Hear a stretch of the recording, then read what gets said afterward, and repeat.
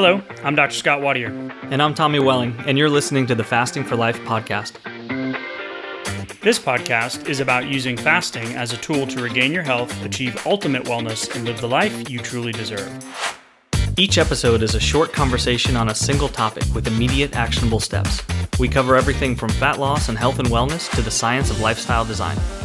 We started Fasting for Life because of how fasting has transformed our lives, and we hope to share the tools that we have learned along the way.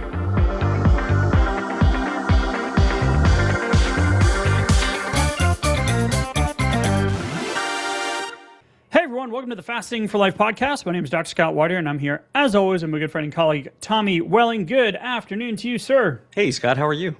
Doing fantastic, my friend. Excited for today's conversation. We are titling this one, Understanding and Managing Hunger During Fasting. So, this is one of the biggest things that we hear from listeners. What's going on with my hunger? Why am I so hungry? What is hunger? What should I do about it? You give in to those urges and temptations, and you set your timer, and then you find yourself eating lunch when you were supposed to fast, and the late night snacks. And so hunger is one of these things that this is going to be just a comprehensive conversation around what hunger is, and then ultimately what are the strategies that you can do and the personalization and the customization with hunger to give you solid frameworks and action steps to work from so you don't get stuck in the ultimate hunger trap. The good news is the more consistent you adopt the fasting lifestyle, and the research shows this as well, the hunger cues and the hunger cravings and all of that stuff ultimately go down, and it becomes easier and easier the more consistent you are. So we're going to talk through that today. So Tommy, excited. If you're new to the podcast, welcome in. Thanks for giving us a shot. Thanks for finding us. Thanks for listening. Hopefully you find a new home with us here at Fasting for Life and you join us on this fasting lifestyle journey. If you want to know more about our stories and why we do what we do with the weekly episodes and the challenges and the coaching and the resources, head back to episode 0, episode 1, give it a listen.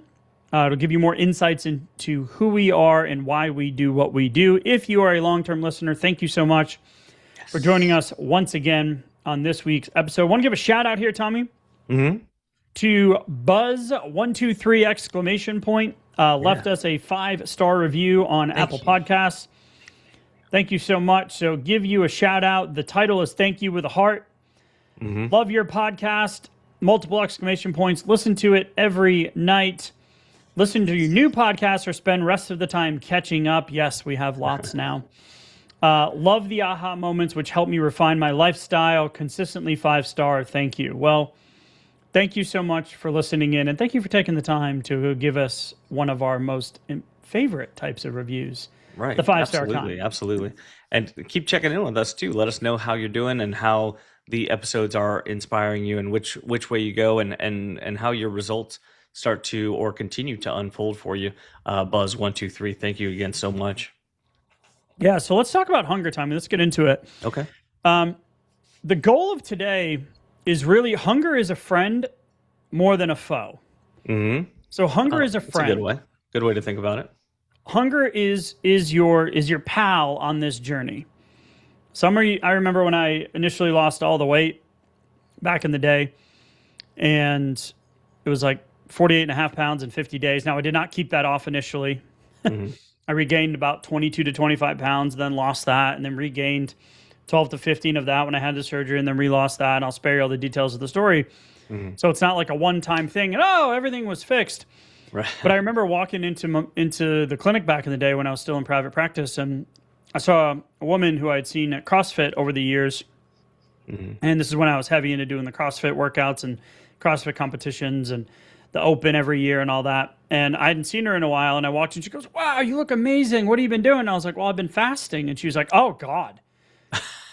That sounds horrible." Huh? Yeah. Like, I wouldn't want to do. I'd be hungry all the time and like instantly shut down. I was like, okay.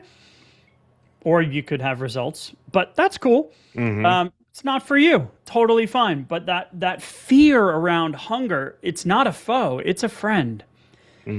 Normalizing, the whole goal of today is to normalize hunger as a trainable physiological response rather than a barrier to your ultimate consistency and success. Yeah, I feel like it's hunger is probably the main subconscious or maybe conscious reason why most of us don't intuitively try fasting earlier than we initially did. Why it had to reach some sort of desperation point with the diet roller coaster for most of us to even try to see ourselves going like, well, absolutely nothing else is working. I've tried it 1,000 times. I'm doing it now. It's sticking to everything and it's not working.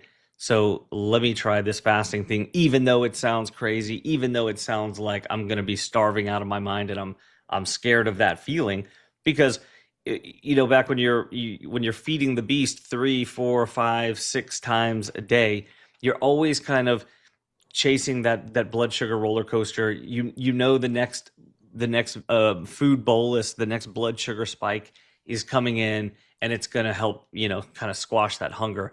But during those times, usually peak hunger might happen 3 hours after you've eaten. It might be 2 for some people, it might be 4 or 5.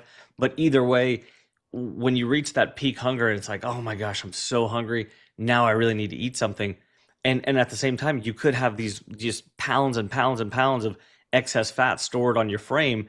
So that feels weird, but you're still hungry in a way that it feels like I have to eat. Absolutely. Because if this feeling keeps mounting, it will consume me. Right. It feels like, just death by hunger at that point. So I can't even see myself going any further. And that might be only at 5 or 6 hours.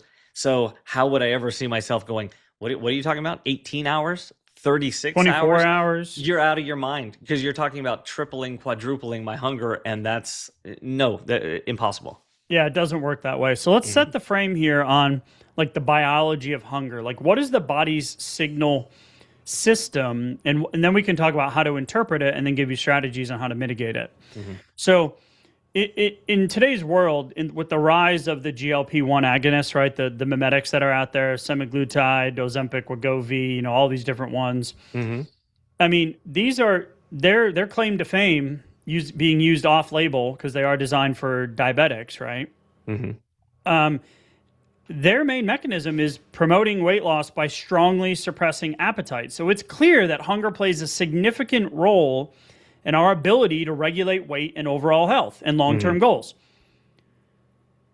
While that's intuitive, it's anything but simple because hunger is a sensation, a survival mechanism driven by a complex and finely tuned web of physical, neurological, and hormonal signals, all influenced by what, and how much you eat, your body fat you were just talking about, your physical activity, sleep, stress, and more. Although there's a need for energy, and it's the primary driver of hunger, not all food choices regulate hunger in the same way when you take into account sleep and stress and body fat percentage. So we have this kind of complex signaling system that we're trying to interpret in a real-time moment when willpower might be lacking and an opportunity like a taco truck or a donuts in the break room at the office or the opportunity to go to happy hour with a friend or the birthday party that pops up on your schedule on the weekend. Yeah. So the reality is hunger isn't just willpower. It's a hormonal communication chain between your gut, your brain, and your metabolism. And there's 2 main players. There's ghrelin, which is the hunger trigger, and there's leptin, which is the fullness signal. So ghrelin rises before meals and falls once you eat. So, however, though, with a fasting adaptation, with consistent fast cycling or consistent intermittent fasting and sprinkling in the extended fast, you'll see ghrelin levels, the peaks of that growling hunger trigger reduce over time as the body anticipates the eating window. And with leptin, this is the signal that tells your brain when you've had enough. So here's what happens. Chronically overeating, poor food choices, sleep, and stress that's not being managed well will cause what we call leptin resistance, just like insulin resistance. And we did an episode on this recently with a high hedonic meal, high fat, high carb meal, processed food. The lag effect, because leptin then goes and tells the brain, hey, I'm full. Like, don't eat. The problem is if you're carrying all this excess weight and your stress is out of control and your sleep isn't great and you're trying fasting, and some folks don't have a hey, I'm full signal. Leptin is being blocked, or it's your body's resisting it because of the chronic elevated amount, just like insulin resistance, that's been floating around in your bloodstream.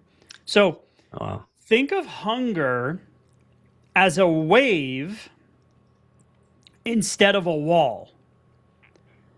Because ghrelin and leptin come in cycles, mostly ghrelin, based on it's a mechanistic response to your stomach being empty, right? So it's high when it's empty and it's low after you fill the gut.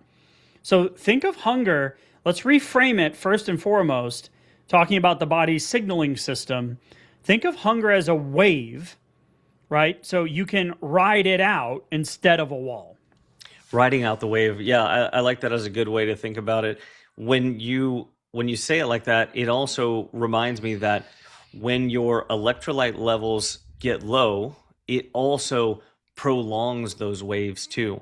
So during times of dehydration and low electrolytes, so this might be when you first wake up in the morning, you're at your most dehydrated state because typically you haven't had much to drink or any salt sources over the past 7, 8, 9, 10 hours, depending on when you normally stop intaking those things before you go to bed.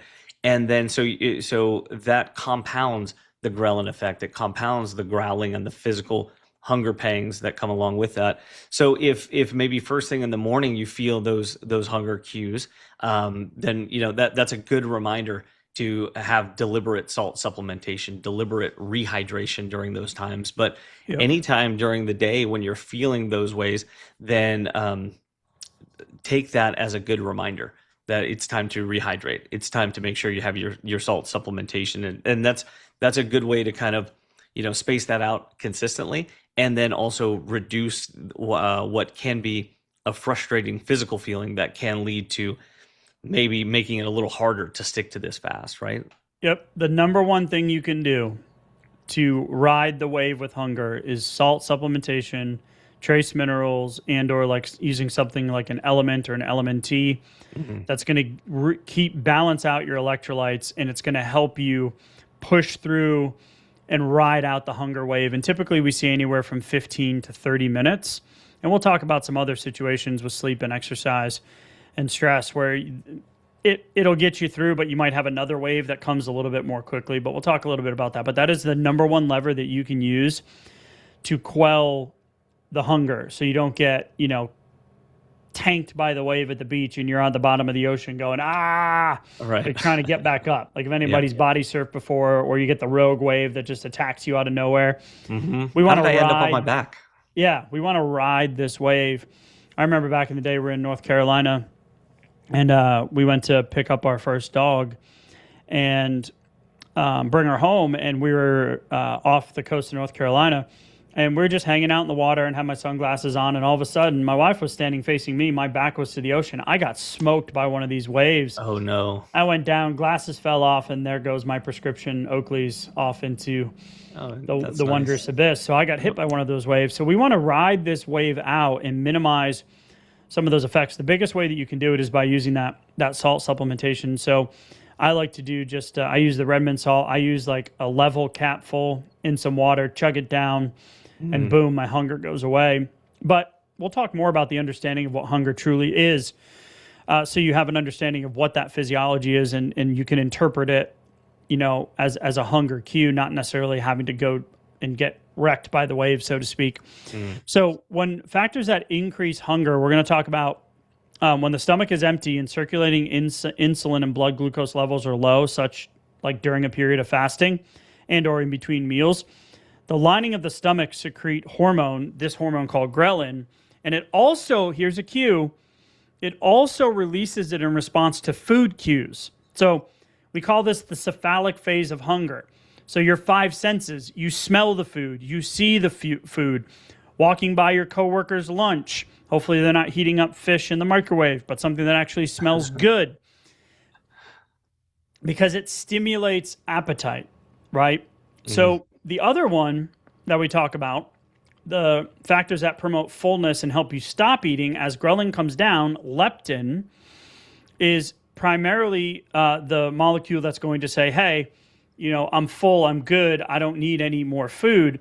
This helps regulate overall appetite and metabolic rate, but it's based on your body's long-term energy needs.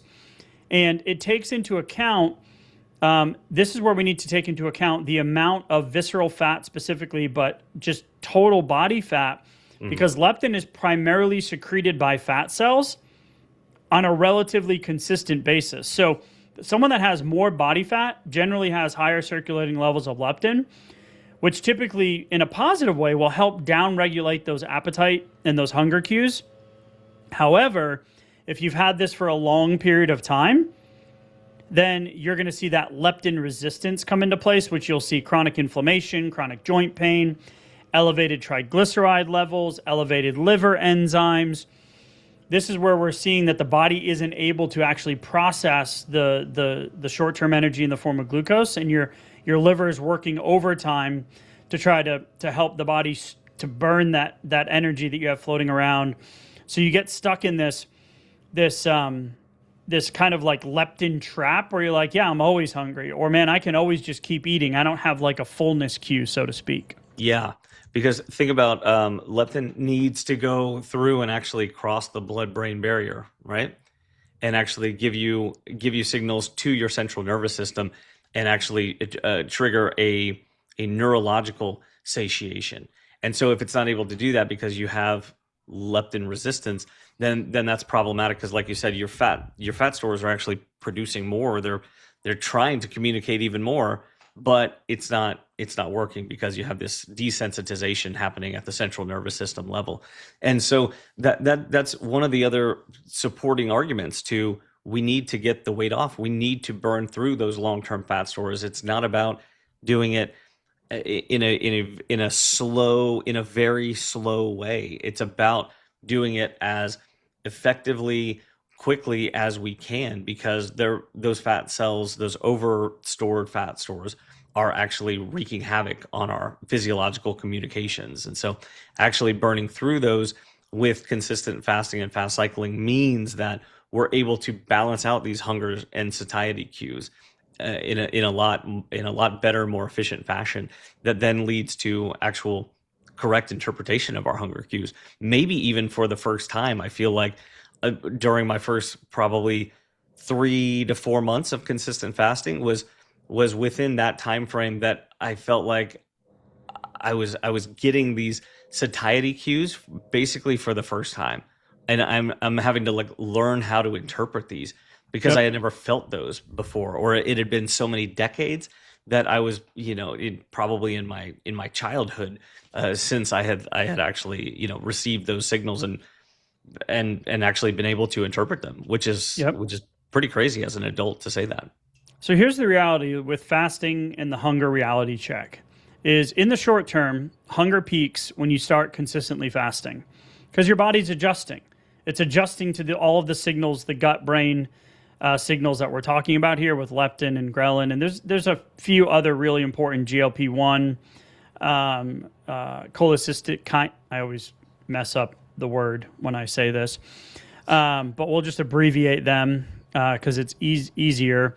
The CCK peptide, cholecystokinin. You've got PYY, peptide YY, and glucagon-like peptide. These are all influenced based on the food choices and your current leptin levels and metabolic state, because these are all things that take place in the intestines, and they respond to different macronutrients and different food choices. So that's why we're going to talk about the macronutrients and how to kind of position your food choices to help your fasting efforts be easier and counteract this hunger. Because the reality check is, with the fasting hunger reality check, is in the beginning your body needs to balance. And long-term, fasting actually regulates insulin and stabilizes energy, which often reduces the hunger intensity. And you can kind of ride those shorter waves out more consistently. Because, if anyone's, if you've gone off the rails on the weekend and you come into Monday with the intention of doing a 24 or 36-hour fast, which we don't always recommend, because that doesn't break the cycle of the behavioral pattern of falling off the wagon on the weekends. The toughest part of doing a longer, let's say a 72-hour fast, is those first 36 to 48 hours. The first day, okay. But on that second day, that's typically where you'll see that intensification of the hunger cues.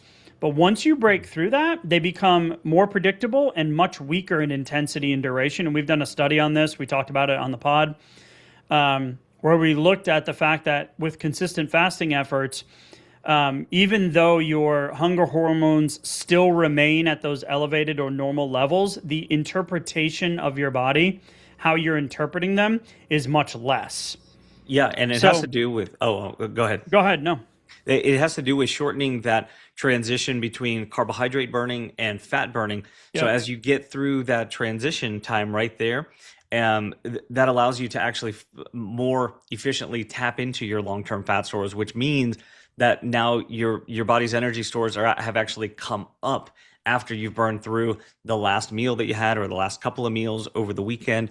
Burn through those short-term stored carbohydrates in the glycogen, in the form of glycogen in the liver and the skeletal muscle. So once you've done that, then you're actually transitioning into a state of higher ketosis, where you can tap into those long-term fat stores. So that actually allows the lowering of those hunger waves, because really your body's not fighting for nutrients then at that point, so that's when some of the calm can kind of come about, where you're like, oh, okay, I got through that point, right? But when we're making food choices during the weekend or any other time, whether you feel like you're off track or not, your food choices matter, and they're going to affect those hunger cues, the levels and the intensity as you go into your next fast. So that's why they're important. So, and the takeaway from that conversation is the more metabolically flexible you become, the more consistent with your fasting you become, the fewer hunger crashes you feel, because blood glucose and blood sugar levels and leptin levels, they balance out and they level and they become more stable. So let's talk about the food choices, and then we'll talk about lifestyle factors that can trigger or magnify hunger. And then we'll go into dopamine, and then we'll talk about practical hunger management strategies adopting a fasting lifestyle. So when we look at the 3 macronutrients, we got carbs, fats, and proteins. So when we look at carbs, specifically fiber-rich carbohydrates can be a great addition to meals. So we're not anti-carbohydrate. If you're trying to reverse diabetes or you're on insulin, yes, we know that carbohydrates are the devil right now. But the reality is, long-term, the studies show that we need to reintroduce those to get the insulin sensitivity up, and they're not off limits forever. They may be off limits for right now, but when you look at carbohydrates, there's something called naked carbs, right? So these are ones that aren't paired with the blood sugar stabilizing nutrients, or carbs in like refined grains or sugars.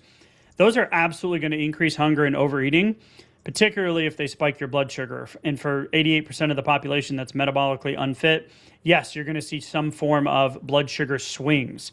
This is the whole, hey, I ate Chinese food and I'm hungry, 30 minutes later, right? Mm-hmm. So there was a study in 2021 that did that looked at 1,000 people wearing CGMs, or continuous glucose monitors, and they looked at how meals affected people's hunger 2 to 3 hours later, and they found that when someone's blood sugar spiked and was followed by a blood sugar dip or crash, when glucose fell below the pre-meal level, that dip predicted how hungry they would be and how long until they would eat again, and how much they would eat. I believe The bigger the dip, the hungrier they were. The sooner they ate, the more they ate. Anyone relate? Yep. So the meals that caused the greatest blood sugar rise led to the greatest blood sugar dips, yet then led to more consumption. So low glycemic, blood sugar friendly foods, pair your carbs with foods and habits that can blunt a spike. So that's why we always say prioritize protein first, and we'll get to protein in just a minute, because this is going to help stabilize your blood sugar. And they found in 2019, 20 people on a short-term carb-restricted diet found that people's cravings for sweets decreased dramatically. We hear this from listeners and from challengers and from our coaching clients all the time. Mm-hmm. Wow, I'm not craving that anymore. Wow, that craving's been gone. Because what that does is that helps manage that acute response to that blood sugar swing. Yeah, and the problem with blood sugar swings is, like you said, the higher it goes, the lower it crashes, because the pancreas can't fully accurately predict exactly how much insulin that it should secrete in most cases. So then the higher it goes, the more of an overcorrection that tends to happen. And so then when that happens, you have this overcompensating dip in blood sugar that, like you said, it's lower than pre-meal levels. And that's problematic because then we find ourselves chasing the blood sugar swings and feeling these exaggerated cravings, exaggerated hunger cues, because now we're underneath that baseline level. I actually experienced this just yesterday because of caffeine, not because of food, because of caffeine and creamer in my coffee. So I actually went over to a coffee shop and had probably 2 to 3 times my normal caffeine dose. And then since I was at a coffee shop and I usually have like a splash of half and half, I'm sure they probably double what I'm normally doing. So I may have had Right. a splash is a glug, glug, glug. Yeah, right. And it tasted amazing, but I may have had quadruple the creamer in my coffee and triple the caffeine. And then all of a sudden, what is this doing? The point of the caffeine is to mobilize fuel. So, I'm having a blood sugar response.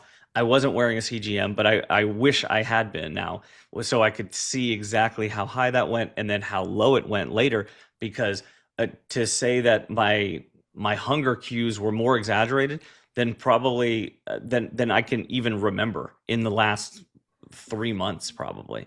So it was quite a day. I won't repeat that. I'll go back to the same coffee shop, but I'll have 1 instead of 2, and I'll tell them to go easy on the creamer as well. So just knowing that it made that fast, or that part of the fast after that, because I didn't eat until later on in the day, but man, I wanted to break that fast earlier, and that's not something that I typically just battle with on a day-to-day basis, right? Yep, absolutely. So we started with carbs because that's, carbs, sweet, sugars. So we know, right? If you want to read a great book, Salt, Sugar, Fat, so good, by Michael Moss, great read. Give you some perspective on the obesogenic food, ultra refined, ultra processed, convenient food environment that we currently live in. When we talk about fats, these are very easy to overeat, and this is why keto is tough for a lot of folks, because when fats are very easy to overeat and they're very calorically dense, because they're in a lot of highly palatable processed and fried foods, and that's going to mess with your neuropeptide hunger hormones because it's highly pleasurable, which can lead to overconsumption. So dietary fat's also been shown, though, to slow down gastric emptying, which is going to suppress ghrelin, which is ultimately going to curb your hunger. So when we talk about macronutrients and what should my plate look like, we typically follow a 40-40-20, and you can find this in the Blueprint to Fasting for Fat Loss. It's in the show notes. You can click the link. It's a free 20-page PDF. We talk about a 40-40-20. So protein and fat first, right? Fill your plate with 5 veggies, healthy things that you want to put on your plate, real food.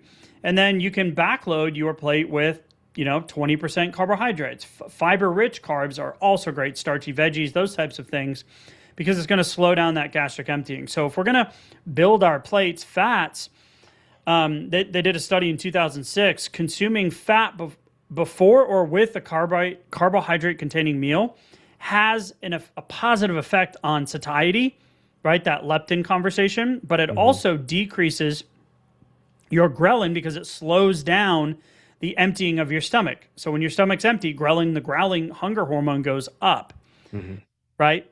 So when we make, for instance, there was a study in 2012, pancakes containing 50 grams of carbs and 220 calories from that had oils and butter in it, were all more satiating than the control pancakes that had no fat in it at all. I believe so when we do dinner for Wednesdays, and we happen to be recording this on a Wednesday, we do dinner for breakfast on Wednesday nights.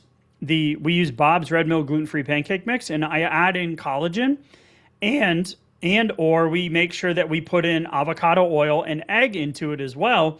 So you're getting a more balanced macronutrient rather than just letting the kids run rampant with Bisquick and drenching it in, pure sugar with maple syrup. So sure, we definitely use this from a real life strategy, and that leads to the conversation about fiber, in the fact that fiber-rich foods, vegetables, fruits, they may have carbohydrates in them if you're talking about bananas or apples or grapes or those two types of things.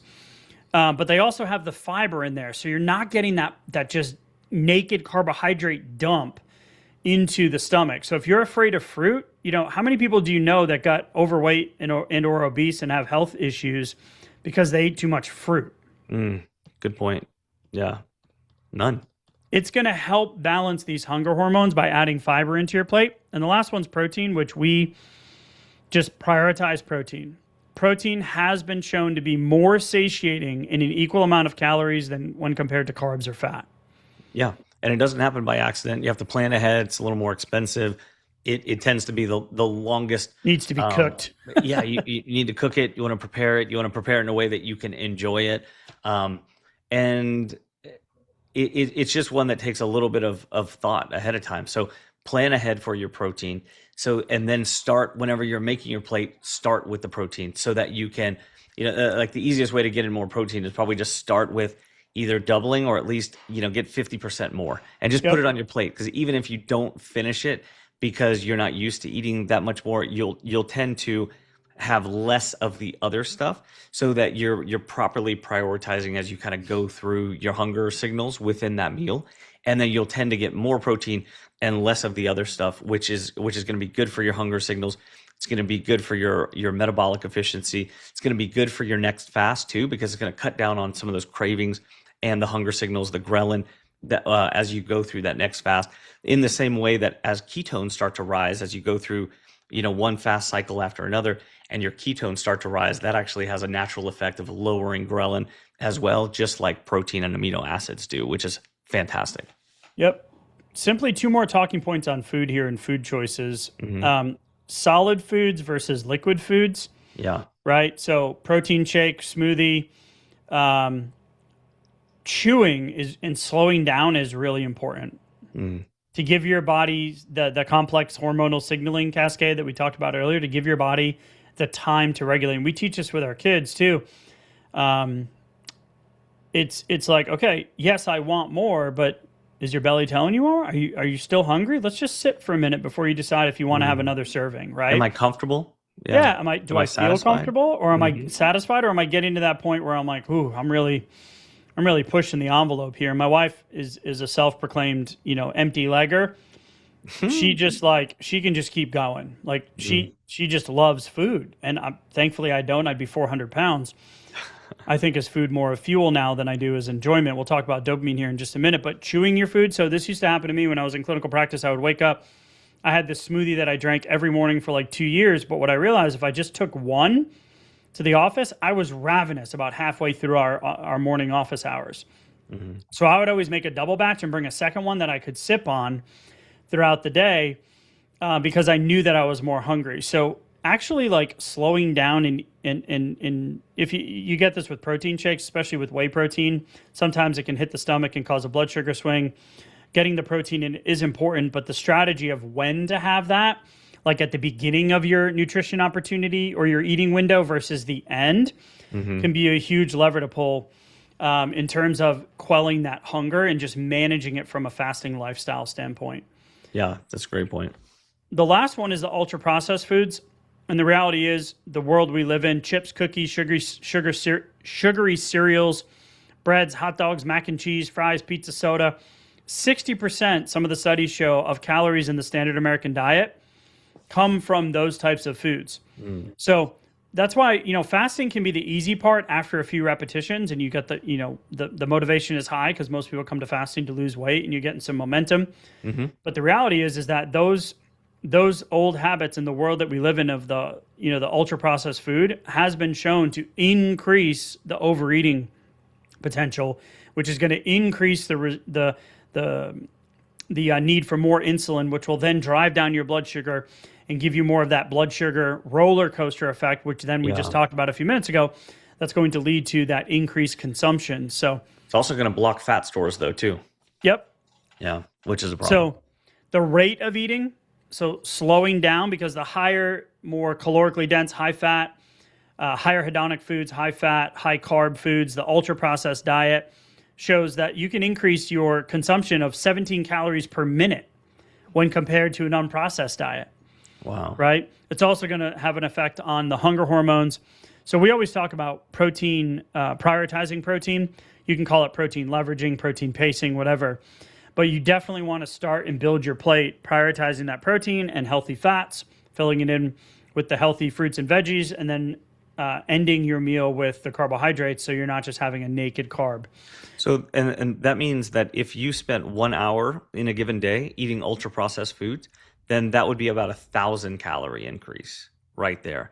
And that's not to mention the fact that the blood sugar and insulin response were already disproportional for those foods, and they were also increasing your ghrelin that you're going to experience during your next fast or after that meal, shortly thereafter, unfortunately, as the blood sugar overcompensates due to the extreme insulin response. So then it's going to make the next fast that much harder, and you had additional calories coming in that you end up storing those more quickly and efficiently, unfortunately, as long-term fat stores.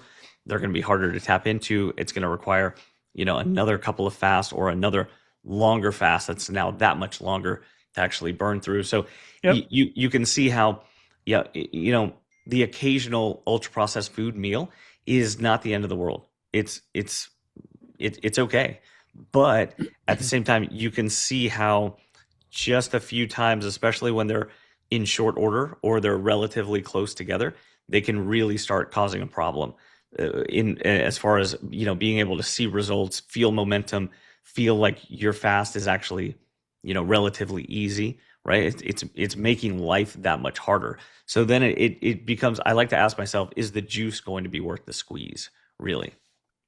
Yep, absolutely. And this is all coming from the standpoint, and we'll get into the practical kind of outcomes here in just a minute, but this is the insulin resistance, metabolic health, hunger regulation connection is when your body can't efficiently use glucose and you have these blood sugar swings, that can trigger false hunger, right? The Chinese food example. Or for instance, we hear this from people, hey, I had a muffin for breakfast. After I broke my fast, I fasted overnight, had a muffin, but I am ravenously hungry about 90 minutes later versus having a breakfast of eggs and avocado. You're just going to manage those hunger cues. And that's why we always talk about prioritizing protein and really building your plate with that in mind. And we've talked about this many times, is managing that insulin response is the key to managing hunger. And fasting helps. It's the biggest lever that we found to improve that insulin sensitivity, post-meal insulin sensitivity, the GLP-1 conversation over time, which is why fasting in our experience and what we've heard from thousands and thousands of folks is when you start fasting, those hunger cues get a lot more easy to manage, and then you can ride those waves when they do hit. So you're getting a lot more consistency and ultimately what we want, which is long-term results. Heck yeah. So what I want to talk about now is other things that can affect your hunger levels. And these are going to be lifestyle triggers that magnify hunger. So we're going to talk about sleep. We're going to talk about stress and cortisol. And we're going to talk about circadian rhythm, late night eating. So the first one we're going to talk about is lack of sleep. So inefficient or insufficient sleep can rev up your appetite due to the decrease in the satiety hormone leptin or the increase in leptin resistance and increases ghrelin. So some studies have found that adults sleeping 5 to 6 hours per night had leptin levels up to 17% lower than what was predicted based on their body fat percentage. And sleep, because the second one we're going to talk about here is stress. Poor sleep is also a chronic stressor, and it may increase hunger due to the stress response systems or the stress response that we're going to go over here in just a sec. Wow. So then this is just compounding the effects right here. And this is also, remember, if we're underslept, we also are insulin resistant too.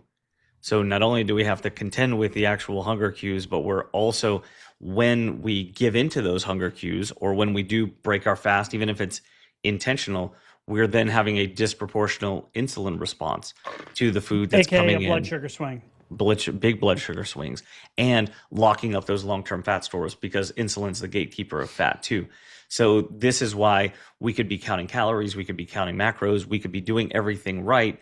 But if we're in a chronically sleep deprived state, even if we're only at 6 hours a night, it can be enough to throw off the balance, even with good fasting or good dieting, to feel stuck or even to see long-term slow weight gain when we should be in a caloric deficit. We should be in an opportunity to burn through fat, right?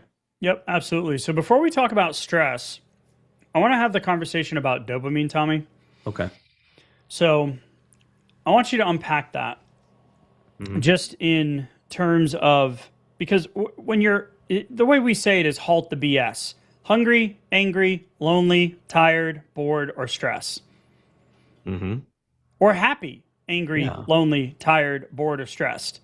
So is it really hunger, or is it one of those other things wanting to tap into our dopamine reward system, right? Yeah. So as we get into any sort of dopamine deficit, as we get into any time where happy or rewarding hormones are not high, they're lower in the brain, then that immediately sends a cascade of different things, actual need for fuel, actual feelings of hunger cues, and then also just the brain driving for increased dopamine levels. The brain doesn't like to be at a dopamine deficit.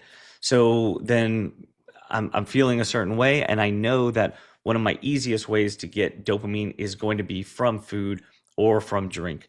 So bringing in something into the GI tract is going to be a very, very short way to get in dopamine hits. And we know that, and we should know that. It's part of how we're wired for survival and for life.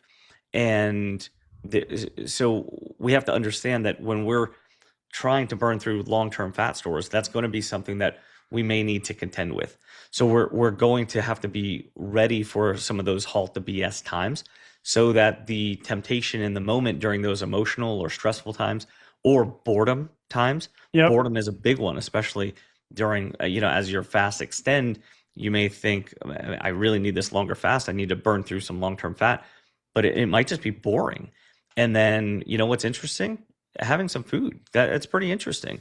So being able to contend with actual hunger signals and then the boredom or those other emotional states is really, really important, because the dopamine system is a very powerful one. And remember back a few episodes when we talked about the reward centers in the brain and getting those recalibrated, because even a couple of days, a weekend, a trip, just a few days of kind of feeling off track or, without structure within our eating and our fasting can be enough to really lower the effectiveness substantially of those dopamine reward centers. And it can take 1 to 2 weeks for them to rebalance.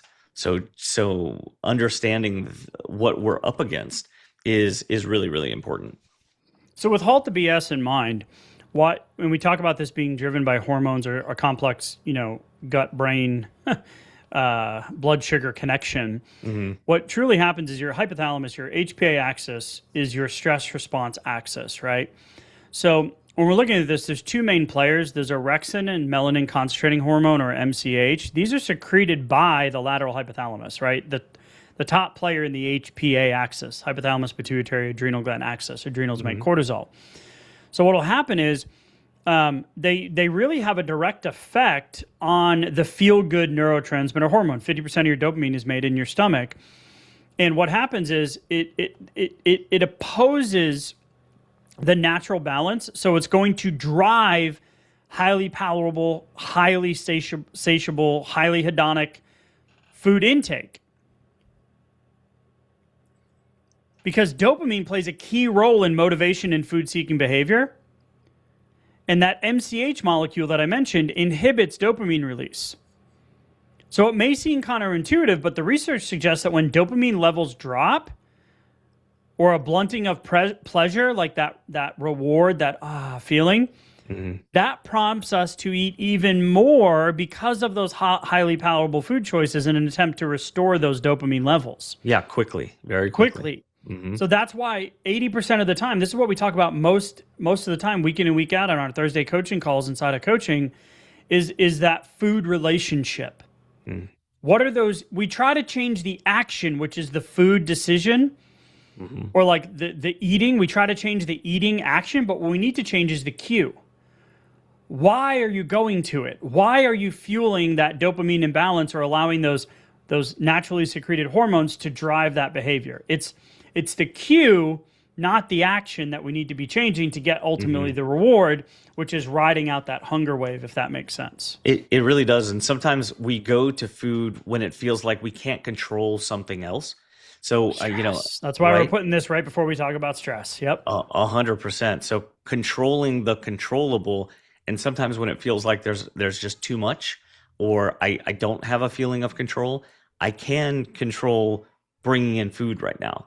So just making that choice, even if it's a really poor choice or not one that's aligned with my long-term goals, I should say, like an ultra processed food that maybe I wouldn't normally have, or I didn't really want, I wasn't planning on having it. And definitely 30 minutes ago, I wasn't even thinking about it. But now all of a sudden, I'm in this stressed out state.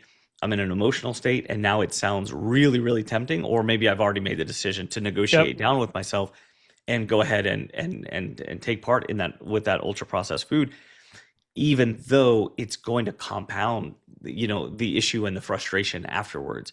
And so that becomes a problematic cycle that's actually harder to break that cycle than it is to actually go and just and plan ahead for the next time.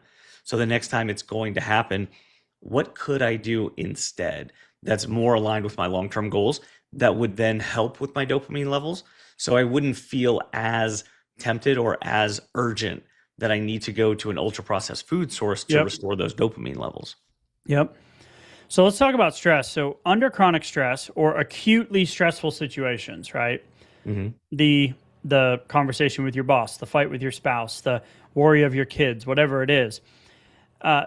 This has been proven that we then have a preference for those hyperpalatable foods in high sugar, high fat, right? The higher hedonic foods. One culprit is the stress-induced elevations in your glucocorticoid hormones like cortisol and that chronic activation of that HPA axis that I just mentioned. This can interfere with the normal expression of those appetite-regulating hormones that we mentioned. And it's also going to try to enhance the dopamine release in areas of the brain associated with food cravings, which then could promote overconsumption, right? Or you're like, all right, I'll just have one, but then you end up eating the whole thing type scenario. And it's definitely shown in people with obesity that they have a much more broken pathway here than in people at a healthy weight. Now, that can be completely undone with consistent fasting efforts, getting the weight off, helping balance the hunger hormones, and some of the things we're going to talk about here in just a minute is kind of a hit list of things that you can do to help control hunger. But that's when it comes to stress, is we need to mitigate that. So maybe just doing a breathing exercise or going for a walk, like separating yourself from yourself. Like, don't walk into the pantry when you're feeling like this, when you're hungry, angry, happy, lonely, bored, tired, or stressed. Do something different, because if we just remove the action, we create what's called a habit vacuum, and we can only fight that with willpower for so long.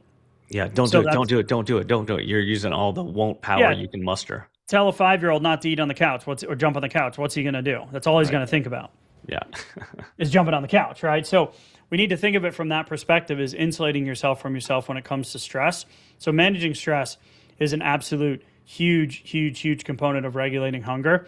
The last one is this circadian rhythm disruption. And this is just, we've changed our tune on this, where OMAD dinner was the main easiest way for people to start fasting with 1 meal a day type fasting. But we've seen a complete shift with circadian biology in mind, that shifting to an earlier eating window, breakfast and lunch, let's say if you're at maintenance and you're doing, let's say, a 4 or 6 hour window, getting in 2 full meals a day, or the OMAD breakfast or lunch versus the OMAD dinner. Late night eating shifts that ghrelin and leptin cycles out of sync even more. So we definitely want to encourage you to align your meals. If you're stuck or you're frustrated, you're not getting consistent efforts, or hunger is crushing you, eating earlier has actually been shown to decrease consumption later in the day. Yeah, the crazy thing is, especially if you feel like you're stuck in that OMAD dinner rut, like you just mentioned, Scott, it can seem counterintuitive, but honestly, adding in an earlier meal, even if you're going to still have a dinner OMAD, like try this for a few days, add in a lunch to that dinner OMAD, or add in a breakfast, and then just doesn't have to be a full-blown lunch. It can be a mini meal, like a small protein-based meal, right? 100%. Or do that at breakfast. Have a small breakfast, and then wait the rest of the day until dinner. and then you're going to be actually giving your body better signals, better hunger and satiety cues to actually recalibrate. Even so, the logical argument might be, yeah, but then I'm going to be bringing in more calories, and so I'm kind of negating some of my fat burning. No. We're taking the long game here. We're using the long game approach. So don't worry about the short-term temptation to just kind of shave off a few more calories if you're in a fat loss phase. Do it, and you'll be giving yourself better hunger and satiety cues. Try it out for a few days, and then go and then see. You'll probably have an easier time transitioning to or sprinkling in some OMAD lunches rather than just trying to shift that window, because we know a lot of folks who try to go from an OMAD dinner to an OMAD lunch say, I'm just really having a hard time kind of going through that boredom late night gap, going from, let's say, 2 o'clock all the way through to whenever I go to bed. And so sprinkling in, doing it for a few days, like a mini meal at breakfast or at lunch along with your OMAD dinner, can actually smooth the transition. So you can find yourself having some earlier meals, easier to close that late night window.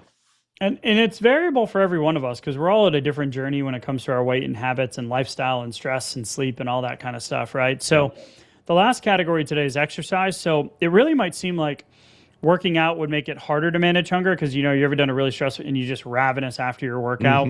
Yep. But it's not always the case, specifically when you start doing fasted workouts. So it's really like a choose your own adventure here. What works better for you? So the current research suggests that a single bout of moderate to vigorous exercise suppresses feelings of hunger and the hunger hormone ghrelin, while elevating those appetite suppressing hormones that we mentioned, like a GLP-1, for instance, right? So we can get into the conversation of lactate and lactic acid. That's also a natural appetite suppressant, but those only last a few hours. So whether or not you prefer to work out fed or fasted, right, and the net benefit of a 24-hour period on muscle gain and fat loss is a net zero. So it's really a truly choose your own adventure. You just need to learn to, if you work out and then you find you're super hungry, then you might need to change your workout time if you're trying to adopt a fasting lifestyle. Why make it harder on yourself? Right? Agreed. My wife loves to work out about 30 minutes after she eats. I hate it. I hate working out with a full stomach. Yeah. Especially if I'm doing like weightlifting and like actually moving some weight around. I need at least 3 hours. I need 2 to 3 hours. It's more difficult for me. So you really just need to play with these windows, because exercise can really help with your hunger cues. You just need to figure out kind of the equation that works for you. So you got to play around with your different windows in your fasting and fed versus fasting. We've done multiple conversations on that, but that's definitely something else that can help mitigate some of those hunger cues. We already talked about hydration, just making sure we don't miss anything here. That's a simple decrease in a small decrease in body hydration levels can absolutely rev up hunger cues. So that's why we always like to have elements on hand. I've got my Redmond salt. We've got our trace minerals. Those help balance your water levels and your mineral levels and electrolyte levels. Because if you start fasting, you do notice that once you lose some of the air quotes water weight and your glycogen depleted, you definitely want to make sure that you are consistently hydrating, not just drinking more water, but hydrating properly throughout the day. Because we've noticed that is the number one thing to quell a hunger spell when you're doing fasting, is just that shot of salt or an element. Get out of the area, give it 10 to 15 minutes and ride out that wave. Yeah, it's one of the most important things that comes in anytime you're breaking your fast or anytime you're bringing in food. You're getting electrolytes from the food. So our brain, our nervous system like links the two up. So anytime we're feeling a way that is actually dehydrated or low in electrolytes, it might be a little fuzzy, a little tired, even a little woozy or lightheaded at times. Anything that comes from a short-term dehydration, we know we will feel better if we bring in food. Yep. However, we don't have to bring in food to feel better. And that's the part with deliberate salt supplementation on a consistent basis.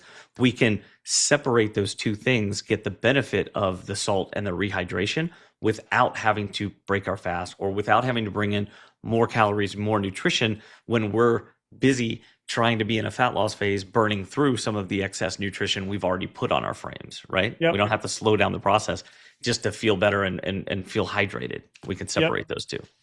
So let's wrap up today's convo. I kind of just want to go through just an overview, but where we started today, was really setting the framework in terms of, is hunger a friend or a foe? We want to Mhm. normalize hunger as a trainable physiological response rather than this barrier. We want to ride out the waves, right? So when we're looking at action steps, we talked about before fasting, the prep stage, satiety promoting foods, fiber, veggies, protein, healthy fats. Those are going to keep you full longer. So a breakfast of a muffin versus like Greek yogurt, almonds, and berries, or like the sugary cereal or the dessert for breakfast, as I like to call it, the package Yep. of Pop Tarts. During fasting, so mild dehydration mimics hunger signals. So we definitely want to, I found adding water and some hydration, some electrolytes before I have my coffee, Oh, yeah. absolutely beneficial. Green tea, coffee, sparkling water also have been shown to help with appetite and hunger control, right? So make sure you ask yourself, am I hungry, bored, tired, anxious, lonely, stressed, happy? Those are going to redirect those mental hunger triggers. If we can just identify the cue of why it's happening, you're going to be much more likely in the long term to be able to rely less on willpower and make those consistent changes when it comes to your fasting windows. Hmm. When you break your fast, we're going to prioritize protein, healthy fats, and backfill with a small percentage of carbohydrates. Starchy veggies, fiber filled carbs are much better than the naked carbs that we talked about. We're going to optimize sleep. Consistent wake sleep times is the biggest thing you can do. If you're still struggling with getting more than 6 hours, because ideally we want to be up over that 7 level, we've done multiple episodes on this. We have a sleep guide on in the show notes as well. You can grab on our website. Establishing a consistent wake sleep time is one of the easiest things you can do to help your fasting efforts and, more importantly, your long-term weight loss and health goals. Managing stress, meditation, walking, journaling, box breathing, something like that to fill the dopamine gap, right? To help you manage that stress. You want to exercise smartly, right? So play around with your fasting windows and pay attention to your hunger cues. And really just start to put, like, as we wrap up, one or two of these things that resonated most with you this episode, where you're like, yeah, that's me. I got to work on that. Go pick Yeah. that and just simply put together an action step or two. And some of you might need a framework. So I didn't want to forget to mention this, is you could use the hunger-satiety scale or the hunger fullness scale. It's a tool that you rate on the scale of 1 to 10, from starving, like you're weak, dizzy, shaky, irritable, Hmm. to all the way of like painfully full, nauseous, or physically like stomach distended post-Thanksgiving nap, right? Scenario. You really want to do it for a while if you're struggling with this, and just rate it when the hunger hits. Just simply go look it up. It's called the hunger satiety scale or the hunger fullness scale, and just figure out where you are, and then use some of the things that we talked about as actions to help quell and ride out that hunger wave. Right, Tommy? That's a great idea, because taking a little like in the moment note of where you are can give you a little bit better like objective data, so that you're not making an emotional response to how Yep. you're feeling in that moment. And that helps you kind of build in that like 5, 4, 3, 2, 1. Let me get kind of a rational grasp on the situation before I make Yep. an emotional decision that oftentimes ends with me eating something that I wasn't planning on eating, which would fall into the category of breaking your fast early, which we want to minimize the number of times that happens. Of course, nobody's going to be perfect, but if I can stick to most fasts most of the time and make it a little bit easier and enjoyable, I'm going to have much, much better long-term success with fast cycling. And so, and I also wanted to mention one other thing. You mentioned that happy, angry, lonely, tired, bored, stressed. That it's interesting to me, because dopamine, you would think dopamine's higher right then. Why do I feel like that's an emotional time where I might eat? We also oftentimes cross wire celebrations with food. And so because of that, as soon as we start to feel that like happiness, sometimes it's like, ooh, how else could I celebrate with some Yep. food or drink right here, right?